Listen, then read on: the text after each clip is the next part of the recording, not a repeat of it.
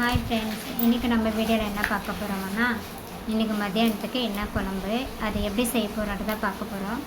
இன்றைக்கி மத்தியானத்துக்கு நம்ம கத்திரிக்காய் முருங்கைக்காய் போட்டு குழம்பு வைக்க போகிறோம். அதை எப்படி செய்யலான்ட்டு வீடியோக்குள்ளே போய் பார்க்கலாம் வாங்க.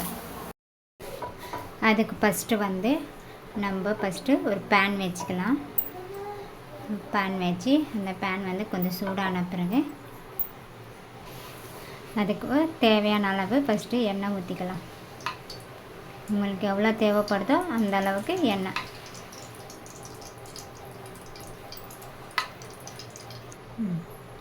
எண்ணெய் சூடான பிறகு அதில் கடுகு, சீரகம், சோம்பு எண்ணெயில் மிக்ஸ் பண்ணிக்கலாம்.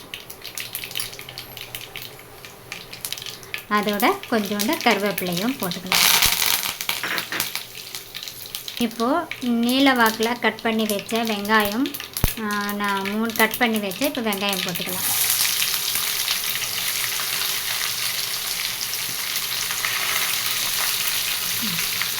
வெங்காயம் போட்டு நல்லா ப்ரௌன் கலரில் வர்ற வரைக்கும் அதை நம்ம நல்லா வறுக்கலாம். இந்த காப்பில் நம்ம அரிசியை கழுவிட்டு பக்கத்தில் வச்சிடலாம் சாப்பாடுக்கு.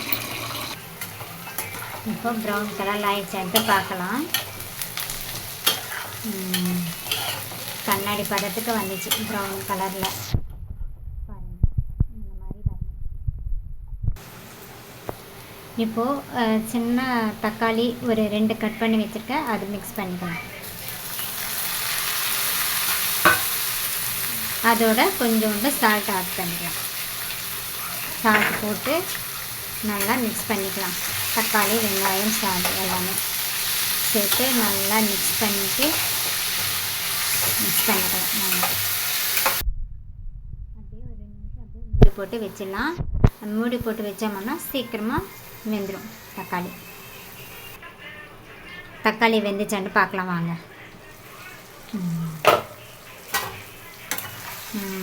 பாருங்கள், சூப்பராக வந்துச்சு.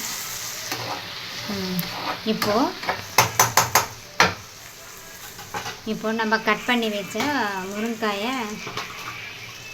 முருங்காய் ஒரு 2 எடுத்துருக்கேன், கட் பண்ணி ஆட் பண்ணிக்கலாம். இதோட கொஞ்சோண்டு மஞ்சாத்தூள் போட்டு உப்பு மஞ்சாத்தூள் போட்டு நல்லா மிக்ஸ் பண்ணிவிட்டு ஒரு 2 நிமிஷம் மூடி போட்டு வச்சோம்னா முருங்காய் சீக்கிரமாக வெந்து வரும். அதனால் கொஞ்சோண்டு மஞ்சாத்தூளை போட்டு மிக்ஸ் பண்ணிக்கலாம்.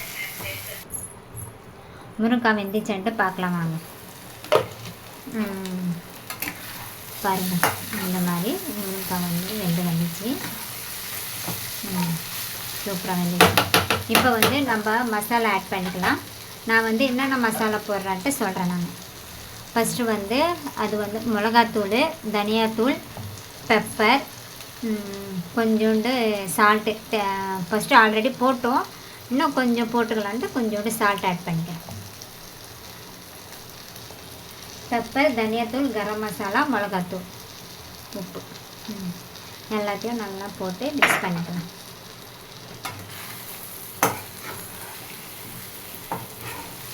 உப்பு காரம் உங்களுக்கு எவ்வளோ தேவையோ அந்த அளவுக்கு நீங்கள் ஆட் பண்ணிக்கோங்க. நான் எங்கள் தேவையான அளவு நான் ஆட் பண்ணிக்கிறேன்.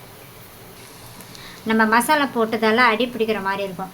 இந்த டைமில் கொஞ்சோண்டு தண்ணி, அதிகமாக இல்லைங்க, கொஞ்சம் ஒரு சின்ன டம்ளரில் எடுத்துருக்கேன் நான். ஏன்னா மசாலா நல்லா மிக்ஸ் ஆகணும் இல்லையா முருங்காய் காய்க்கெல்லாம். கொஞ்சோண்டு ஆட் பண்ணிவிட்டு இப்போ நம்ம நல்லா மிக்ஸ் பண்ணிக்கலாங்க.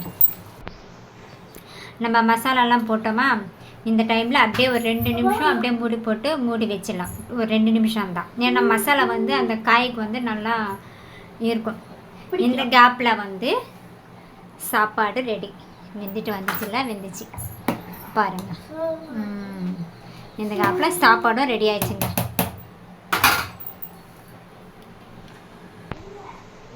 இப்போது முருங்கை வெந்துச்சான்ட்டு பார்க்கலாம். மசாலாலாம் போட்டு மிக்ஸ் பண்ணி நல்லா முருங்காய் பாருங்கள் எந்த அளவுக்கு வந்துச்சு. சூப்பராக ஆயிடுச்சு.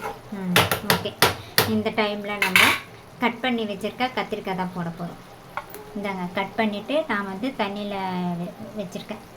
இப்போ அதோட மிக்ஸ் பண்ணிக்கலாம் கத்திரிக்காவை.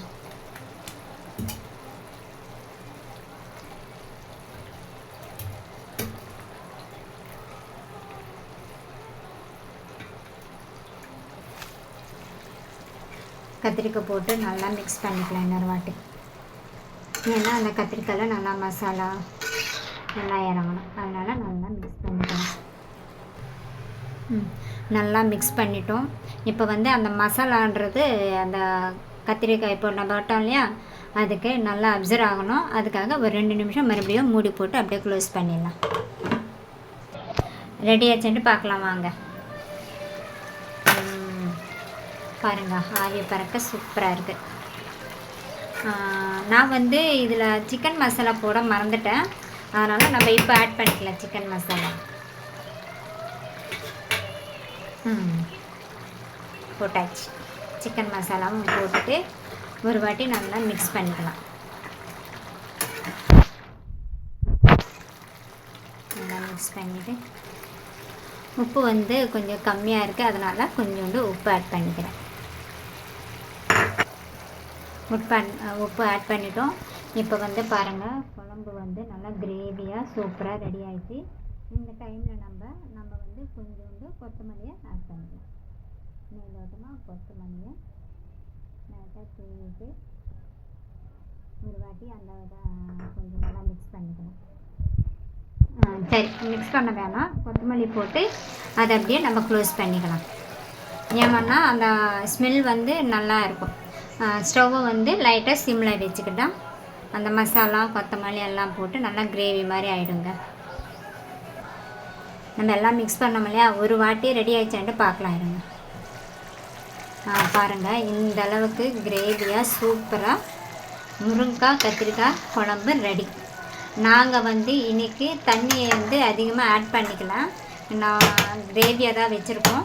உங்களுக்கு கொஞ்சம் இதுவாக குழம்பாட்டம் வேணும்னா இந்த டைமில் கூட நீங்கள் கொஞ்சோண்டும் தண்ணியை ஆட் பண்ணிக்கலாம். நான் வந்து கிரேவி மாதிரி தான் செஞ்சுருக்கேன் இன்றைக்கி. லாஸ்ட்டாக ஒரு வாட்டி பார்த்துடலாம், க்ளோஸ் பண்ணி எடுத்துகிட்டு பாருங்கள் எந்த அளவுக்கு கிரேவியாக சூப்பராக வந்திருக்கு குழம்புன்ட்டு. இந்த மாதிரி நாங்கள் வந்து இப்படி தாங்க செய்வோம். நீங்கள் எப்படி செய்வீங்கன்ட்டு கமெண்டில் வந்து சொல்லுங்கள். நான் செஞ்ச இந்த கத்திரிக்காய் குழம்பு உங்களுக்கு பிடிச்சிருந்ததுன்னா லைக் பண்ணுங்கள், ஷேர் பண்ணுங்கள், மறக்காமல் நம்ம சேனலை சப்ஸ்கிரைப் பண்ணி நீங்கள் எல்லோரும் நம்மளுக்கு சப்போர்ட் பண்ணுங்கள். ஓகேங்களா? இந்த குழம்பு பிடிச்சவங்க எல்லாருமே ஒரு லைக் ஒன்று போடுங்க. ஓகே ஃப்ரெண்ட்ஸ், எல்லாருக்குமே பாய்.